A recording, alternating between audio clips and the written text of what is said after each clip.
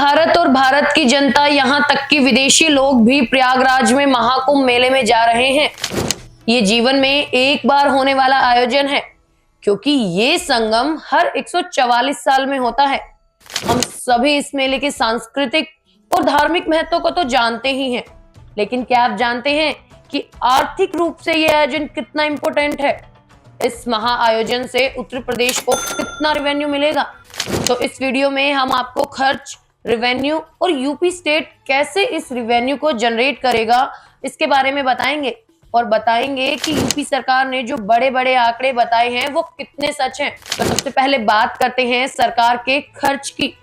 सरकारी सूत्रों की माने तो यूपी सरकार 5400 करोड़ रुपए खर्च करेगी और वही सेंट्रल गवर्नमेंट 2100 करोड़ देगी।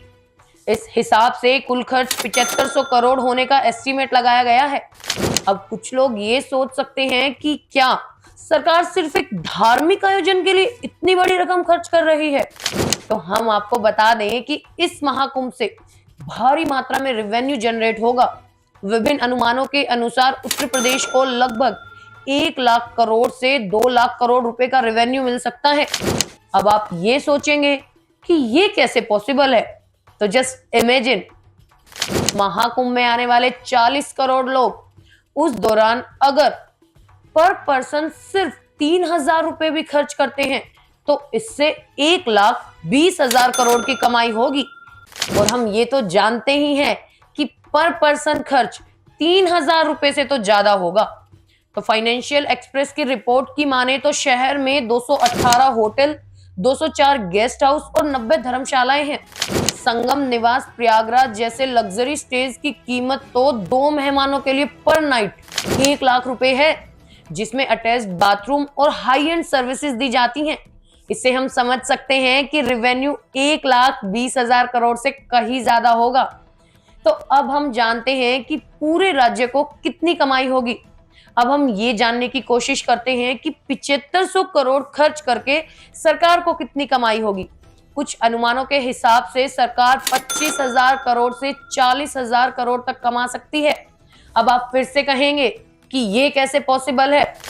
अब अगर 40 करोड़ लोग 3000 रुपए खर्च करते हैं तो इस 3000 पर सरकार एवरेज मिनिमम जीएसटी का 10% चार्ज करती है और सरकार का जीएसटी रेवेन्यू 12,000 करोड़ होगा और केंद्र सरकार के लिए भी इतना ही होगा।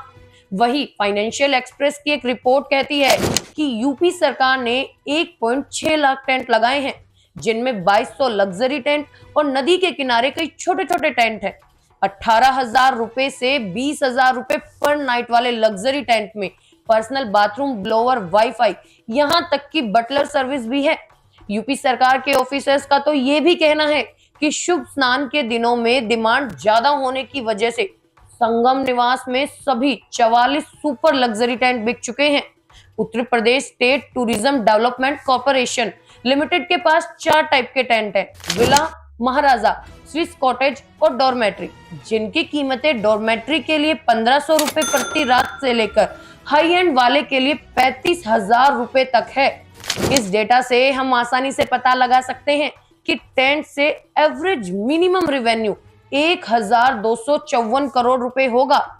अब दूसरे रेवेन्यू मोड में सरकार के स्वामित्व वाले एड होर्डिंग्स, ट्रेन टिकट, बस किराया, हेल्थ सर्विसेज, साफ सफाई, फूड लाइसेंसिंग से होने वाला रेवेन्यू भी शामिल होगा। ये भी न भूले कि विदेशी भी महाकुंभ देखने आते हैं और फॉरेन करेंसी भी लाते हैं। अब 2 लाख करोड़ का स्टेट रेवेन्यू कितना बड़ा है?